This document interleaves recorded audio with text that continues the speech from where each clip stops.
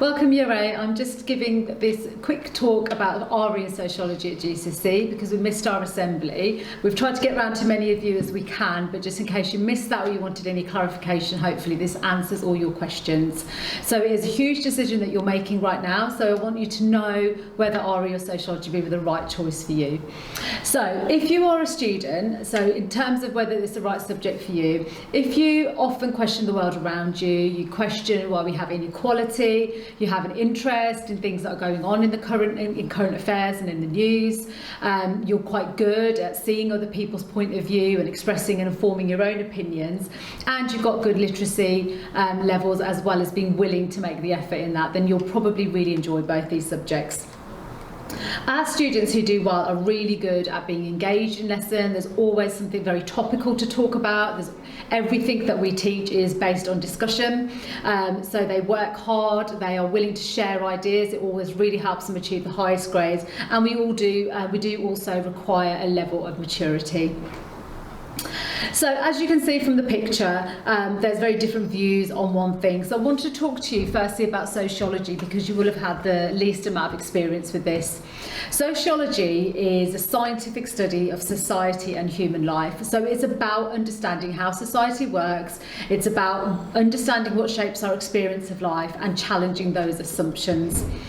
It goes on to inform policy and law and is often sort of the basis for research for government. So we look at why people experience poverty, for example, and then we look at what we can do. So if you look at this picture, is she a stay-at-home mom? Is that a privilege because she's, fortunate enough to have enough income to be able to do that? Is she sacrificing her life? Is she sacrificing her independence? Or is she actually a really good role model? So that's exactly what we do in sociology. So a little bit more about the course. We start off introducing you to all the concepts and the key words, and these are ideas and theories that you will use throughout every single topic. We look at research methods, so if you chose something like psychology, it'd be quite similar there. We look at how sociologists research society, the pros and cons. We look at the education system, which may not seem that interesting at the moment, but actually it's really, really interesting topic because you're all involved in education. You'll be able to make lots and lots of links. We look at families and households, so we look at like divorce, marriage, what the family looks like, what it does, and then everybody's favourite topic is crime and deviance. So that's always a really popular one. We have a visit to Shrewsbury Prison.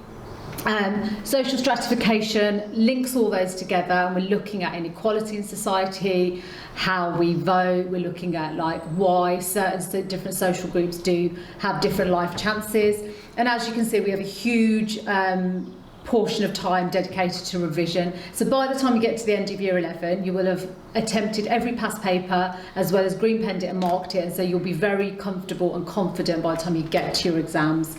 There are 2 exams that you take, the 2 papers, and you have 1, 3, 4, 5 and 12 mark essay questions, so you will be very well rehearsed in answering those.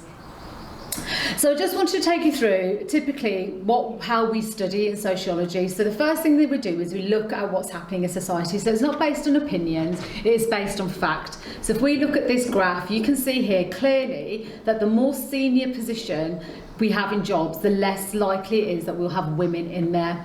So then what sociologists want to do is they want to understand that are men better leaders, or are women socialised into being passive? So we look at what goes on in the home, we look at what happens in school, we look at what happens in the media. Why do we have that? So if you look at that picture, for example, are girls encouraged to look at their appearance and boys are encouraged to be clever and ambitious? And then you would look at all those different arguments and you would form a conclusion based on that. Okay, so similarly, we find in statistics males commit more crime than females. So are they naturally more criminal? They're naturally more aggressive? And we challenge that assumption that they are. So we actually look at the fact that who do the police more likely target, boys or girls? Do girls get out as much as boys? Arguably not. There's a theory that says they're more likely to spend time at home, so therefore they don't get those opportunities. We bring up our boys and girls very differently. So girls are expected to play with dolls and look after them, where boys are like more physical. And then we have the chivalry thesis that actually the criminal justice system is a lot more lenient towards women. So that's what sociology is. So I hope that you have a good understanding of the variety of topics that we cover and the way that we study. So please do come and speak to us. Any staff, Miss Dander, myself and Miss Simmons will be able to answer your questions. Drop me an email. And if it sounds like something that you'd enjoy learning about, then you'll really enjoy it. It's a really popular course and we have really excellent grades. I'm going to talk you through RE. With RE, you have to do Christianity alongside another religion, so we do Islam. So it's very similar to the kind of things that you're learning this year. We're looking at the core beliefs, we're looking at how Christians and Muslims practice their belief. So we have a lot of history in there, we have a lot of links to the division and things like that. And you can see again that we start our themes. Now these are looking at contemporary issues. These are looking at, is it okay to experiment on animals? Should we allow abortion? It's like looking at what's happening now and what are the religious views, and then concluding. So very similar. Again, you sit 2 papers, it's 100% exams, and you have a very similar structure to your essays. And again, we do have lots of time to revise, and you will have seen every past paper, so we have an excellent pass rate. Again, something like this in religious studies, if we looked at crime and punishment, we looked at capital punishment, whether people should be put to death, we will look at what it says in the Bible, what it says in the Quran, what the legal stance is, what generally the people in the public think, and then you will be drawing your conclusions. Please do watch this video, which will be added to the end, with some ideas about what people have done with their choice of RE and how that's led to a variety of different careers. And do have a look at what we can do, because you are thinking about where is this going to take me. Now, RE sociology won't lead you to one job. You won't be a social worker or an RE teacher, absolutely not. There are a massive variety of careers that you could get into, and any job really that you're working with a community, you're working with groups of people, whether that's in business or in public policy, you will have the skills. Okay, you'll learn the skill of debate, understanding other people's points of view, analysis. You can look at one fact and you can understand what's happening, you can come to a conclusion, you can show skills of understanding different opinions. You'll have a lot more information about the world, so if you're taking other humanities subjects or you have an interest in that, you'll find that you'll make lots and lots of links. And you will find yourself engaging in lots of conversations about the world and really understanding inequality and what we can do about that. I hope that this has been useful and it's given you all the information that you need, but please don't hesitate to come and ask us any questions before you make those choices. Thank you.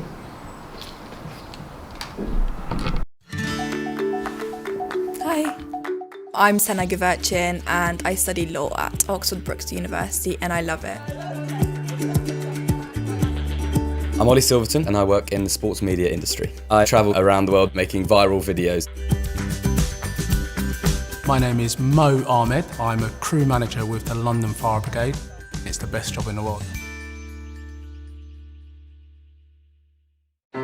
RE isn't a boring subject where you just have to sit down and learn about different religions. It's just studying to understand different perspectives and just learning how to respect them, which kind of opens doors to all sorts of careers.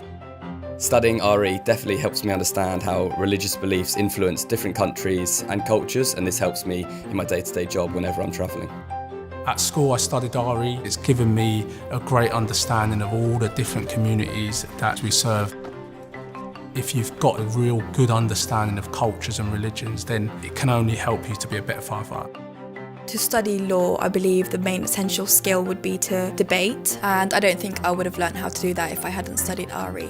I know there are people alive today that wouldn't be if it wasn't for the work of all my colleagues within the brigade. I am really happy that I studied RE in school because RE was the main subject that pushed me towards university. Now I'm on my way to becoming a lawyer, and that is a big dream come true for me. My job is amazing. It really doesn't feel like work most of the time, which sounds like something I shouldn't say, but that's the beauty of it. I absolutely love what I do.